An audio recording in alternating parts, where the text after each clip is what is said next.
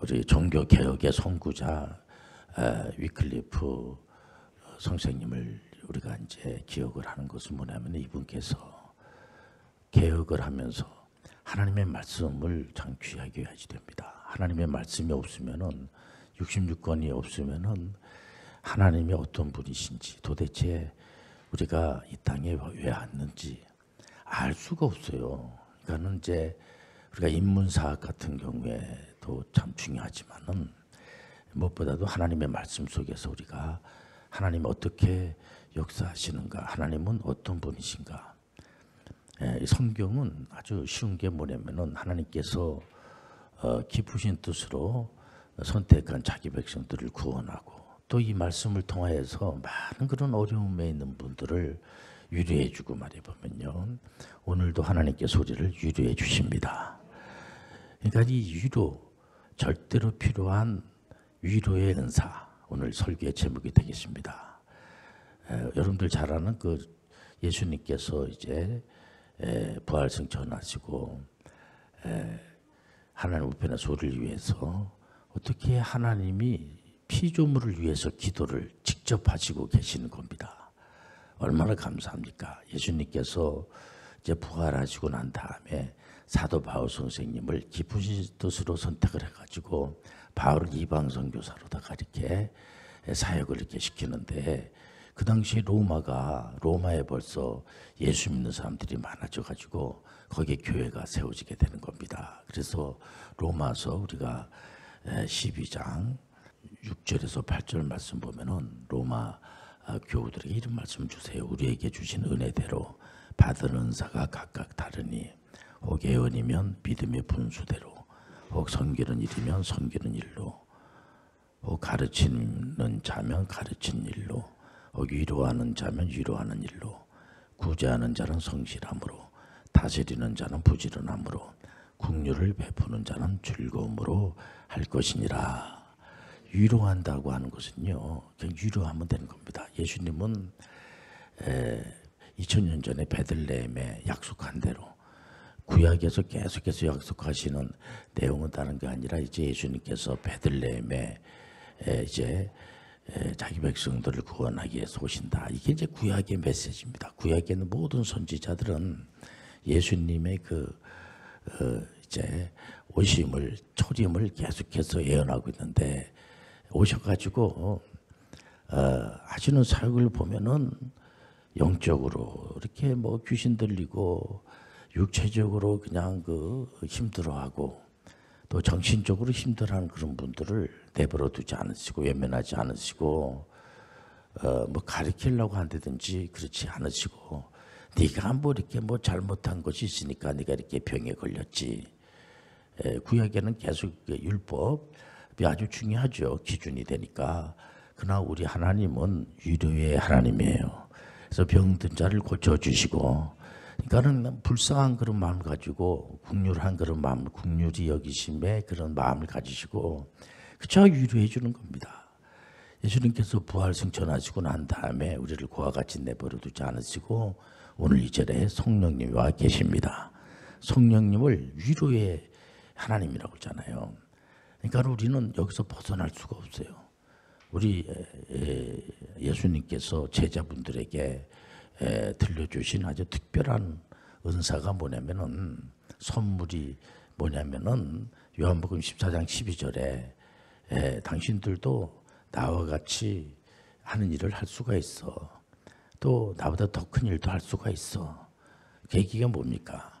우리가 십자가를 지라는 겁니다. 예수님께서는 오셔가지고 위로하시고, 많은 사람들을 푸른 초장으로 인도해 주시고, 예수님이 하신 말씀은 틀림이 없이 그대로 이루어집니다. 그래서 우리가 뭐 노력하고 애쓰고 공로로 우리가 그것이 이루어지는 것이 아니고, 모든 것이 하나님의 은혜로. 그래서 우리는 어떤 면에서는 도약하는 부분도 있겠습니다만은, 하나님의 말씀 바깥으로 말해요, 하나님께서 가르쳐 주신 방법이 완전하신 하나님, 실수가 없으신 하나님, 그렇기 때문에 절대로 거기에서 우리가 벗어날 이유가 없죠. 항상 하나님의 말씀에 따라서 사는 것만큼 귀한 게 없어요. 그래서 항상 누구에게 뭐 이렇게 안 된다고 그래서 뭐 될 일이 있겠습니까? 항상 위로의 메시지를 전해주고 위로한다고 하는 것은 이렇게 어렵질 않아요. 위로하는 겁니다. 이렇게 어쨌든 간에 의식을 하고 상대방에게 이렇게 뭐 잠깐만 지적을 한다든지 이렇게 자꾸만 이렇게 뭐 교육을 한답시고 에레도리엄 자꾸만 이렇게 그 안 되는 것만 자꾸만 얘기하고 멸망받을 것만 자꾸만 얘기를 하고 그러면 그게 뭐가 되겠어요? 되는 쪽으로만 자꾸만 보게 되고 그 상대방에게 힘을 실어주는 그런 말을 말 한마디 하더라도 여러분들 따뜻하게 해주고 온정이 가게끔 하나님은 살아계시고 역사가 일어나는 겁니다. 가끔은 이제 어린 아이들도 아파서 막 울고 그러죠. 아프면은 근데 어른들이라고 그래가지고 안 아픕니까? 또 요즘 그 코로나19 바이러스 때문에 전 세계가 다 힘들어하는 그런 가운데 있지 않습니까? 이 힘들어하는 가운데에서 우리가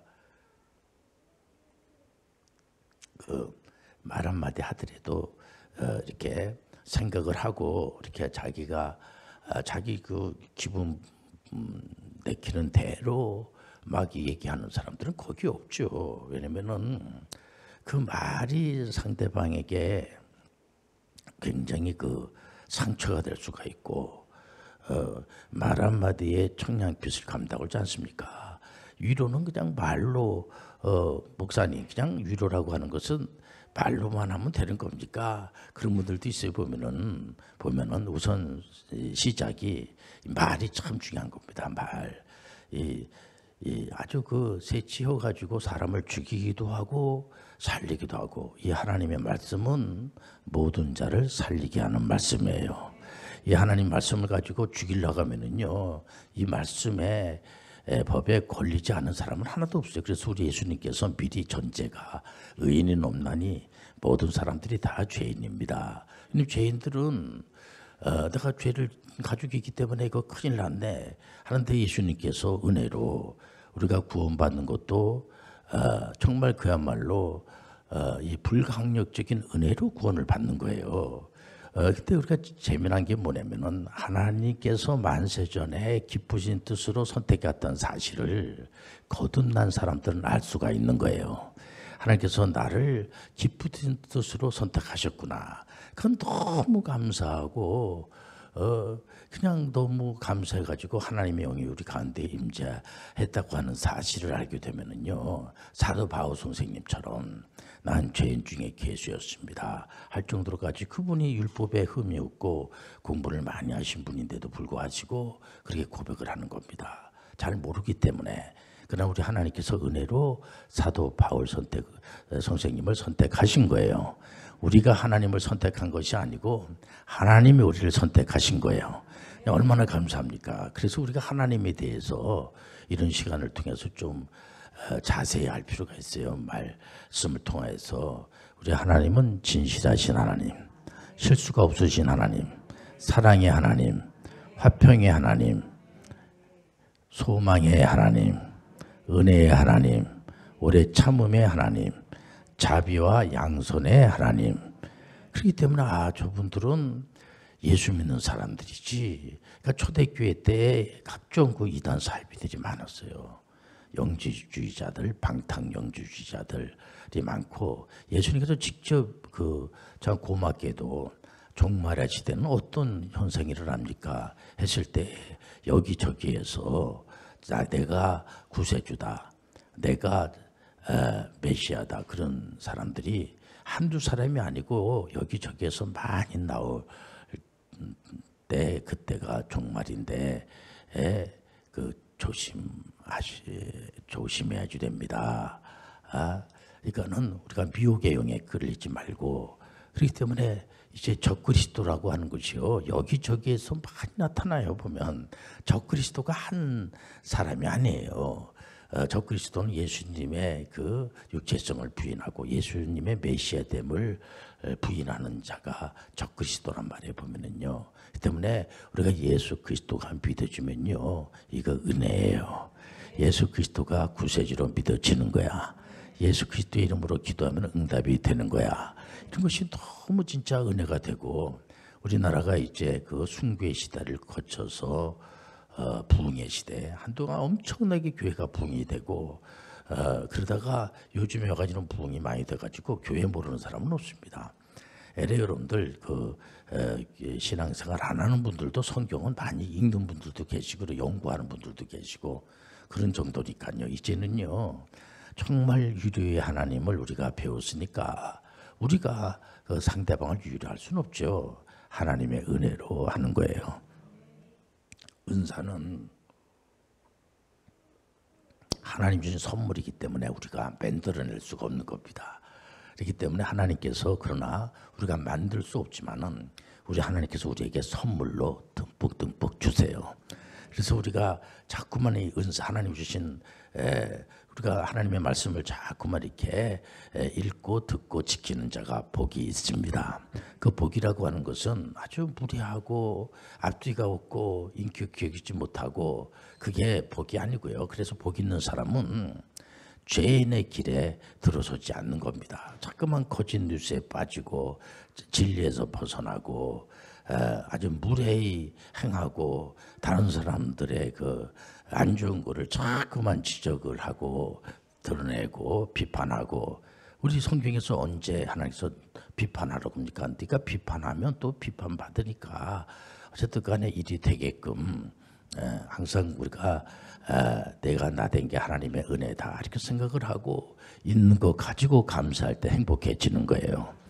우리가 뭐 많은 걸 가졌다고 그래가지고 행복하고 다른 사람들이 다 죽어야지만 내가 살고 그런 건 없어요. 우리 스스로가 자꾸만 믿음으로 자라나게 되면요, 얼마든지 다른 분들이 죽은 자를 살리시는 하나님 말씀으로 살아나게 도와주옵소서. 그 어떤 그런 사람을 이렇게 보게 되면은 이런 말을 자꾸만 이렇게 하게 되면 이 사람이 굉장히 그 살아날 수 있겠구나. 한번 참았을 때 한 번 더 참고 또 도전하고 힘들어도 한 번 더 도전하시고, 그래서 우리가 그 위클리프라든가 야누스라든가 찌빙글린이라든가 마르틴 루터나 아브라함 카이퍼나 또 잔 칼뱅 선생님이나 이런 분들을 계속해서 우리가 이제 개혁에 그 앞장섰던 분들 아닙니까? 덴마크의 구른투비라든가 이런 분들을 자꾸 하는 거 뭐냐면 말씀을 이렇게 어쨌든 간에 삶 속에 적용하려고 그러고 말해 보면은요, 어쨌든 상대방에게 의식을 하고, 우리가 이제 존칭어 운동을 하는 것도 꼭 존칭어 뭐 이렇게 운동까지 할 필요는 없죠. 그러나 이 말로다가 상처를 너무들 많이 주니까 할 수만 있으면은 존칭어를 쓰고, 어린 아이들한테도 할 수만 있으면 이렇게 존칭어를 쓰고, 어렸을 때부터 우리나라에 존칭어라는 것이 없으면 모르지만 있으니까 할 수만 있으면 가정 안에서도 이렇게 좀 품격이 있지 않겠습니까? 막 반말 찍찍하고, 이게 찍찍이라는 말이 맞는지 모르겠는데 어쨌든 간에 그러면 안 좋잖아요. 어쨌든 간에 여러분들을 상대방을 이렇게 존경하는 그런 마음을 가지고요. 요즘 개인정보보호법이라는 것이 있어가지고 남의 그런 안 좋은 거를 갖다가 공공장소에서 막 이렇게 얘기를 하고, 내가 뭐 없는 얘기 합니까? 있는 거 얘기하는 거죠. 그것도 신뢰가 되고 그 상대방에게 그 상처가 되면은 그런 말은 안 하는 게 좋고, 또 법으로도 강제를 해서요, 그런 얘기 하게 되면은 형사 처벌받는 겁니다. 좋은 얘기 하기도 시간이 없는데 잘 못하는 사람을 잘하게 만드는 게 그게 위로의 은사가 있고 신앙생활하는 사람이라고 할 수가 있지. 교회 가가지고 내가 상처를 받고, 내가 교회 안 갔으면 그런 상처를 내가 받지 않을 텐데 괜히 교회 가가지고 다 드러나가지고 내가 상처를 받고 그런 얘기하면 안 되지 않겠습니까? 우리나라 안에도 많은 종교가 있죠. 그러나 우리는 절대로 하나님의 그 영을 받은 자처럼 여러분들 이 하나님 말씀으로 잘 여러분들 가르치시길 바랍니다. 우리도 처음부터 하나님 말씀 알았네. 모르지. 몰랐단 말이에요. 그러나 하나님의 은혜로 이 말씀을 들음으로 우리는 절대로 깨닫는 게 아니고 돌을 닦는 게 아니에요. 우리는 수행하고 그런 게 아니고 교회를 왜 나오느냐? 은혜를 받기 위해서 나오는 거예요. 은혜를 받으면 은사가 나타나요. 은사는 뭐냐면은 내가 만들어내는 것이 아니라 나의 신념이 아니고요. 그래서 우리가 이 땅에 이렇게 내동댕이 친 그런 아주 정말 이렇게 날씨가 추운 그런 가운데에 이렇게 집 나와서 어떤 경우에는 부모님도 안 계시고 형제들도 없고 그냥 아무도 없이 내 스스로 살아가야 되겠구나 이런 인생이 아니라는 거예요. 성경에서는요. 도와줄 사람들이 얼마든지 많고 먼저 하나님이 우리를 도와주시고 또 이웃이 도와주시고 요즘은요 이렇게 이웃이 힘들고 특히 연세 드신 분들 또 이렇게 주변에 좀 이렇게 그 노약자라든가 이런 분들 이렇게 보면은 외면하면 안 돼요. 그런 분들에 가서 찾아도 보고 또 많은 이제 그런 공무원 되시는 분이나 또 학교 교수님이나 선생님이나 이런 분들이 그런 친구들이 그런 분들이 주변에 있으면은 빨리 그 정부 기관에 알려가지고 그를 해결을 해야지 되고 이렇게 돼 있습니다. 지금 보면은 그렇기 때문에 우리 대한민국 같은 경우만 하더라도 법 조문이 많이 물론 고칠 것도 많이 있겠습니다만은 우리가 좋은 것들을 자꾸하게 찾아서 좋게끔 우리가 연말을 맞이하시길 바랍니다. 추수감사절기를 맞이하시길 바랍니다. 추수감사절기는 청교도인들이 여러분들 잘 알다시피 메이플라워를 타고 오직 신앙만 지킬 수 있다고 하면은 오직 성경대로만 믿을 수 있다고 하면은 나는 그 길을 선택하겠습니다. 많은 분들이 죽었어요. 풍토병으로도 죽고 이러나 거기 인디언들을 초청해 가지고 이렇게 예배를 드리고 그러지 않겠습니까? 그런 것처럼 우리가 위로의 은사라고 하는 것은 말로만이 아니고요. 실질적으로 여러분들 한번 해보세요. 하나님께서 도와주실 겁니다. 은혜로 충만한 복을 줄 겁니다. 그래서 항상 이제 우리가 2024년도를 이렇게 이제 맞이하게 되는데 이번에 우리가 전문의 선교 대상을 이제 그 받는 분들 보면은 다 기분이 좋고 너무 감사하게 생각하고 특히 또 우리 홈스쿨 친구들이 이제 해병대 장교로 많이 갔으니까 어떻게 5년 빨리 4년 빨리 이렇게 교수님 이렇게 아이들이 이렇게 반듯한 이렇게 장교가 되고 벌써 제대하고 이제 또 의료 선교사를 도전하고 하는 그런 우리 청년들이 있고 말해 보면은요. 또 이제 결혼을 해서 또 이렇게 군 생활을 내가 좀 더 해야 되겠다. 장교 생활을 더 해야 되겠다. 그런 이제 우리 선생님들이 굴지 않겠습니까? 이런 모든 것들은 다른 것이 아니에요. 저는 한 가지입니다. 제가 한 것도 아니고 하나님의 위로예요. 격려예요. 칭찬이에요. 잘할 수 있다라고 자꾸만 위로하고 칭찬하시길 바랍니다. 어저께 이제 우리가 소방의 날을 이렇게 맞이하면서 보니까 이 소방대원 공무원들이요 목숨을 걸고 우리 교회에서도 소방 공무원이 있습니다만은 그 정말 거기에 보람을 느끼고 평생을 소방 공무원으로다가 진짜 그 국민의 생명과 재산을 보호하기 위해서 그러니까 그 후손들이 굉장히 자랑스럽게 여기고 말이에요. 보면은 이런 거를 볼 때 우리가 소방 공무원 되는 분들에게 위로의 말씀을 이렇게 드리면 얼마나 감사하겠어요. 하나님은 받으시고 축복해 줄 줄 믿습니다. 같은 값이면은 여러분들 어떤지 간에 우리가 연말을 이렇게 맞이하고 추수감사절기를 맞이하면서 감사하는 마음을 갖는 겁니다. 가만히 생각해 보니까는 이제 감사한 거예요. 그냥 하나님께서 건강 주셔서 감사합니다. 하나님께서 예수 믿게 해주셔서 감사합니다. 예수 믿는 것은 내 의지로 믿어지는 게 아니에요. 내가 막 노력하고 애쓰고 내 자유의지로다가 믿어지는 것이 아니고요. 또 어떤 분들을 보면은 그래 구원 문제는 뭐 하나님의 은혜라고 하지만은 자기가 살아갈 때는 지 노력이 필요하죠. 물론 우리가 노력이 필요하죠. 그 노력도 하나님의 은혜 안에서 노력이 필요한 거예요.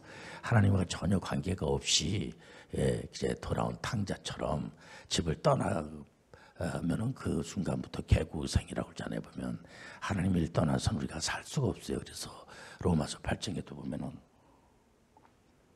우리가 예수님 안에서 그리스도 예수 안에서 죄의 법에서 생명의 법, 사명의 법에서 성령의 법으로 해방이 되는 거지.